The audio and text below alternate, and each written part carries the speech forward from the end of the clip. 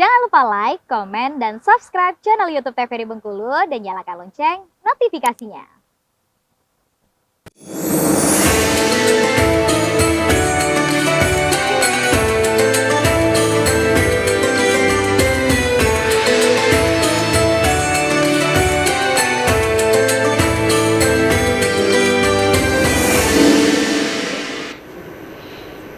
Ya pemirsa, kita lanjutkan kembali acara kita Mutiara Kolbu dan kita masih memberikan kesempatan kepada ibu-ibu dari Majelis Taklim Al-Ikhlas untuk bertanya. Yang persilakan Ibu, sebutkan nama dan poin pertanyaannya apa. Assalamualaikum warahmatullahi wabarakatuh. Waalaikumsalam warahmatullahi wabarakatuh. Nama saya Lilis dari Majelis Taklim Al-Ikhlas Villa Danau Indah, Surabaya. Iya. Saya sudah mendengarkan apa yang disampaikan oleh Ustazah, yaitu saya menanggapi mengenai peranan wanita. Peranan wanita itu lemah. Lemah karena menurut kodratnya wanita itu lemah. Tapi kalau dibilang lemah, dia kuat. Tidak mau dibilang lemah. Buktinya dia masuk ke segala bidang, dari ideologi, politik, ekonomi, semua. sosial, budaya, pertahanan, keamanan, masuk semua wanita. Nah, jadi bukan lemah, kuat. Sampai-sampai ini yang saya tanyakan, kalau ini biasa aja, wanita menjadi polwan, kan bela negara, jadi polwan dan sebagainya, pilot ya. Nah ini ada satu yang saya masih ganjal di hati, terpikir oleh saya itu di bidang olahraga, karena di bidang olahraga kalau umumnya permainan bola, atletik dan sebagainya itu biasa, tapi ini angkat besi. Nah ini wanita angkat besi, bahkan di negara barat itu ada binaraga wanita. Nah ini yang saya tanyakan pada Ustazah, bagaimana menurut Islam itu, Ustazah? Pandangannya seperti apa begitu ya Ibu Lilis itu. Jadi menurut Islam olahraga ekstrim lah istilahnya itu, yang harusnya tidak dilakukan oleh wanita, tapi ini dilakukan oleh wanita. Yang seharusnya kan angkat besi atau angkat berat itu biasanya laki-laki ya Bu ya. Terus binaraga itu rasanya banyak ya kalau di barat ya. Mungkin karena mereka bukan muslim juga kali ya. Masih terpikir oleh saya ini bagaimana menurut Islam. Baik. Assalamualaikum warahmatullahi wabarakatuh. Waalaikumsalam warahmatullahi wabarakatuh. Bagaimana tanggapannya? Kalau yang Islam memandangnya seperti itu ya, Islam itu balik lagi ke makna perempuan. Perempuan ini dari kata bahasa lainnya ada unsa. Artinya unsa ini artinya lemah, lembut, itu bahasa Arabnya. Kalau lawannya unsa ini adalah zakarun, artinya kuat, tangguh, cerdas, itu laki-laki. Makanya laki-laki disebut dengan zakarun, perempuan disebut dengan unsa. Jadi sesuai kodratnya juga ya perempuan ini. Kenapa disebut dengan unsa, lemah, lembut gitu?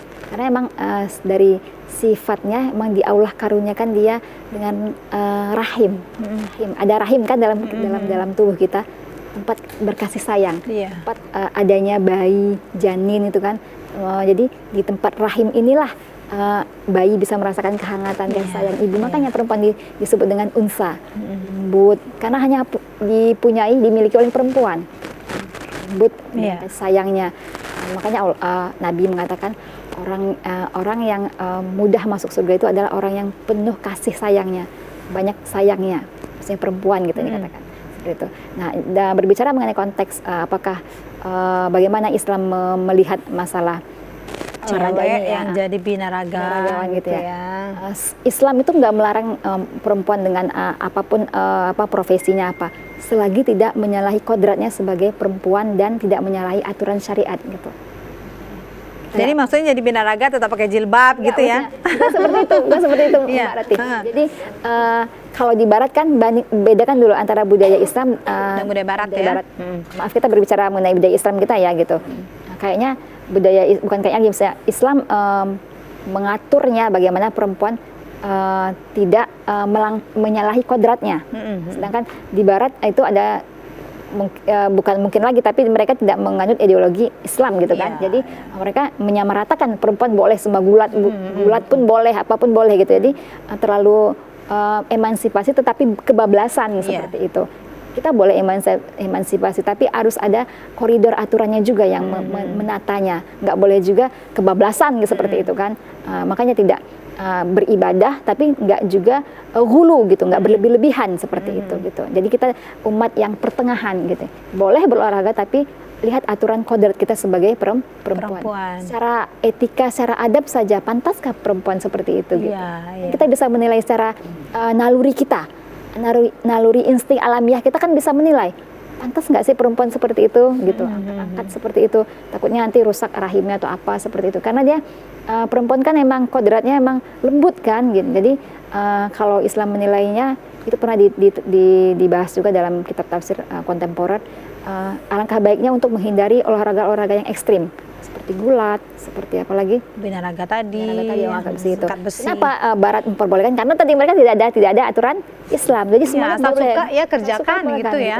Jadi istilahnya emansipasi yang berlebihan, kebablasan, tidak ada aturan lagi seperti itu.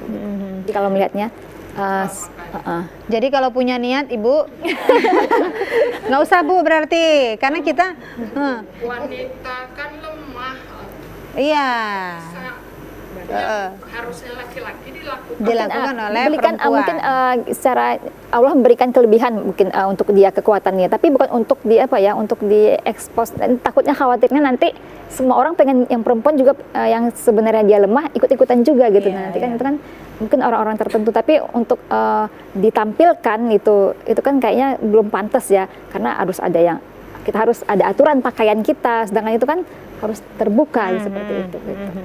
Kalau misalnya memang dia tidak menyalahi aturan, terus aturan syariat, terus tidak menyalahi kodratnya sebagai seorang perempuan, diperbolehkan dalam Islam seperti itu. Oke, baik. Ini kita langsung kesimpulan aja Ibu ya, karena waktu kita sudah hampir habis nih ya, Ustazah.